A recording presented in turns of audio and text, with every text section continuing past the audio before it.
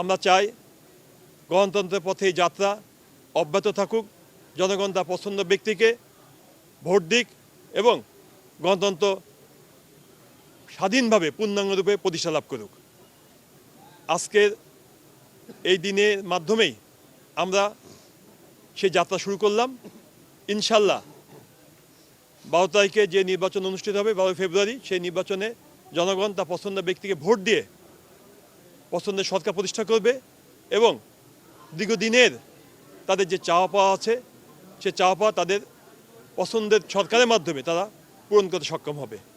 আমরা চাই জনগণ শান্তি ফিরে পাক, আমরা চাই জনগণ নতুন বাংলাদেশ গড়ার যে স্বপ্ন দেখছেন সে স্বপ্ন প্রতিষ্ঠিত হোক এবং সেই সাথে দেশে শান্তি শৃঙ্খলা ফিরে আসবে। আমাদের তরুণ প্রজন্ম যে স্বপ্ন দেখছেন, তরুণ প্রজন্মের স্বপ্নকে বাস্তবায়ন করার জন্য নতুন নতুন কর্মক্ষেত্র সৃষ্টি হবে এবং দেশে একটি আধুনিক বাংলাদেশ প্রতিষ্ঠা লাভ করবে তরুণ প্রজন্মের চিন্তা চেতনার ভিত্তিতে এবং বিশ্বের মানচিত্রে আমরাই পারবো বাংলাদেশকে সম্মানের জায়গায় নিয়ে যেতে। এটাই আমার আজকের দিনের প্রত্যাশা। বেশ কিছুদিন যাবৎ বাংলাদেশ থেকে একটু ভিন্ন পরিস্থিতিতে আমরা আছি খুলনা এবং খুলনা মহানগর। এখানে আইন শৃঙ্খলা পরিস্থিতি অত্যন্ত খারাপই বলবো আমি।